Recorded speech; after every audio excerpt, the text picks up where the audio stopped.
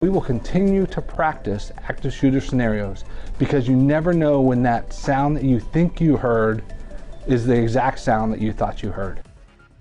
Well, a sigh of relief today after a lockdown at Wright-Patterson Air Force Base is deemed a false alarm. Base officials say they are still working to learn why 2 people reported hearing a gunshot that led to an active shooter response at the NASIC facility.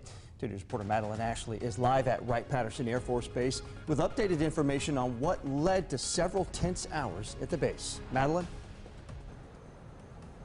Brooke, John, updates from leaders here at Wright-Patterson Air Force Base say that 2 thorough sweeps last night ended up coming up with nothing, and that everybody involved last night was acting swiftly, which led to a positive outcome. And one thing's for sure, it's an outcome that could have been much different. At 9:25 Thursday night, Wright-Patterson Air Force leaders put the base on lockdown after reports of gunfire. Following the lockdown, a team of security forces got to work. Our security forces immediately responded to the area. Fire responded as well and set up incident command, and we began immediately sweeping the NASIC complex to see if we could identify a potential shooter. Calling the threat real until it's over. Base leaders say 2 reports of the gunfire prompted not just one, but also a secondary sweep at the NASIC facility on base. Fortunately, after both the primary sweep and the secondary sweep, nothing was found. And some folks may look at that and say, wow, that was a lot to do about nothing. I will tell you, it was not nothing to the folks that were involved in that event. Naomi Pena's 23-year-old brother, one of the many people on base Thursday night.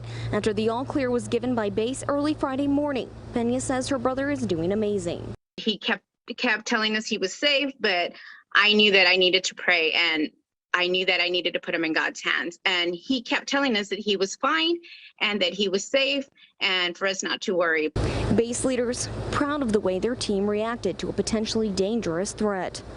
There's a reason we practice active shooter exercises, and it's for occasions like this, because your protection is our #1 concern.